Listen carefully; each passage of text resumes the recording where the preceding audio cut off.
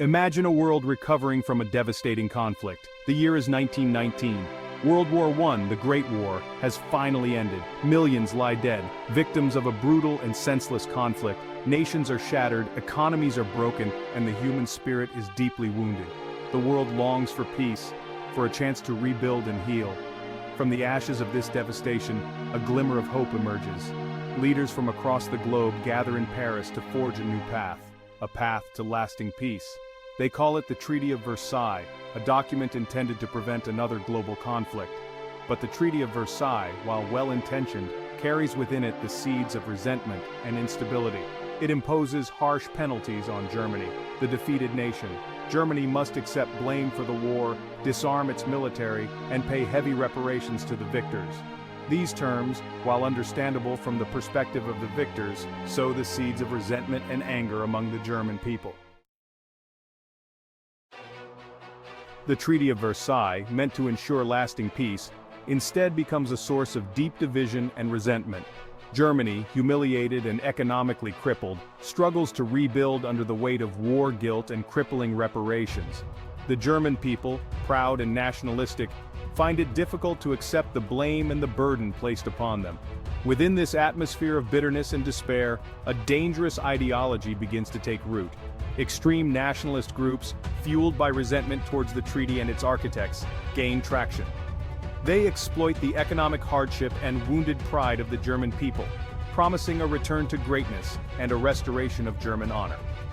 Among these groups, one will rise to prominence, led by a charismatic and ruthless figure, Adolf Hitler.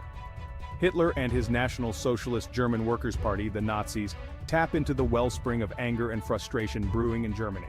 They offer simple solutions to complex problems, scapegoating minorities and promising to restore Germany to its rightful place as a dominant power in Europe. Adolf Hitler, a decorated veteran of the First World War, possesses a chilling charisma and a talent for captivating an audience. He speaks of national revival, of restoring German pride, and of overturning the injustices of the Treaty of Versailles. His words resonate with a population desperate for hope and hungry for someone to blame for their plight. The Nazi Party, though initially a fringe movement, grows rapidly in popularity. The economic turmoil of the Great Depression further strengthens their appeal. As unemployment soars and poverty spreads, Hitler's promises of economic recovery and national strength find fertile ground among the disillusioned masses. Through propaganda and intimidation, the Nazis systematically dismantle the fragile democracy of the Weimar Republic. Hitler's rise to power is swift and alarming. Exploiting political instability and using a combination of intimidation and popular support, the Nazis seize control of the German government. Democracy crumbles, civil liberties are suppressed, and Germany begins its transformation into a totalitarian state. Once in power, Hitler moves quickly to consolidate his control and implement his terrifying vision for Germany. He silences dissent, imprisons opponents, and builds a powerful military machine, defying the restrictions imposed by the Treaty of Versailles. He sets his sights on expansion, aiming to create a greater German Reich that would stretch across Europe. In 1936, Hitler defies the Treaty of Versailles by remilitarizing the Rhineland, a region bordering France. This bold move is met with little resistance from other European powers, emboldening Hitler further. He senses weakness, a reluctance to confront him, and his aggression escalates. 2 years later, in 1938, Hitler sets his sights on Austria, a nation with a predominantly German-speaking population. He orchestrates the Anschluss, the forced unification of Austria with Nazi Germany. Again, the international community hesitates to act, hoping to appease Hitler and avoid another devastating war. Section 5. Appeasement's Failure, a timeline of broken promises. The policy of appeasement adopted by Britain and France in the hopes of avoiding another war only emboldens Hitler further. He interprets their reluctance to confront him as weakness and becomes convinced that he can continue to expand his territory without serious opposition. In 1938, Hitler demands the Sudetenland, a region of Czechoslovakia with a large German population. The Munich Agreement, signed by Germany, Britain, France, and Italy, cedes the Sudetenland to Germany without a fight. British Prime Minister Neville Chamberlain famously declares that the agreement has secured peace in our time. But Chamberlain's optimism proves tragically misplaced. Hitler, emboldened by the lack of resistance, soon breaks his promises. In March 1939, German forces occupy the rest of Czechoslovakia, shattering any remaining illusions about Hitler's true intentions. The policy of appeasement has failed. Hitler's appetite for conquest is insatiable, and he now sets his sights on a new target: Poland. Section 6. The gathering storm tensions escalate in Europe. The world watches with growing anxiety as Hitler's aggression escalates. The Nazi war machine, now a formidable force, casts a long shadow across Europe. Tensions reach a fever pitch as Hitler makes increasingly audacious demands, his rhetoric becoming more bellicose by the day.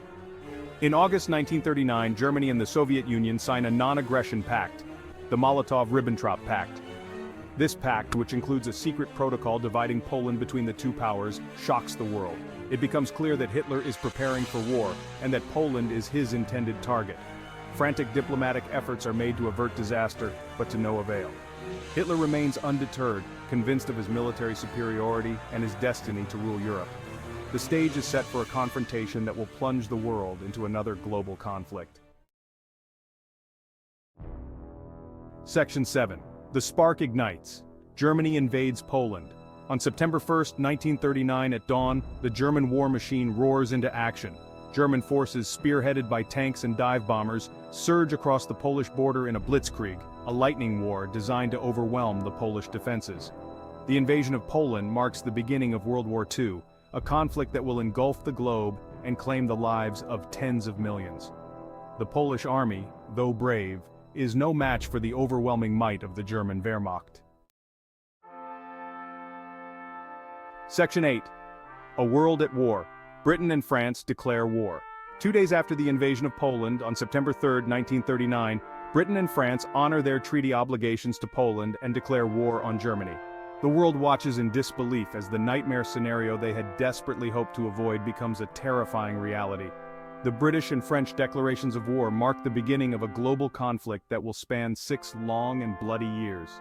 What began as a European conflict will soon spread to every corner of the globe, drawing in nations from across the world. Section 9. The domino effect. The global conflict begins. The invasion of Poland triggers a chain reaction, drawing nations into the conflict one by one. The British Empire, with its vast colonies, joins the fight against Germany, as does France and its overseas territories. In the Pacific, Japan, allied with Germany and Italy in the Axis powers, sees an opportunity to expand its empire. The United States, though initially reluctant to get involved in another European war, provides material support to the Allies.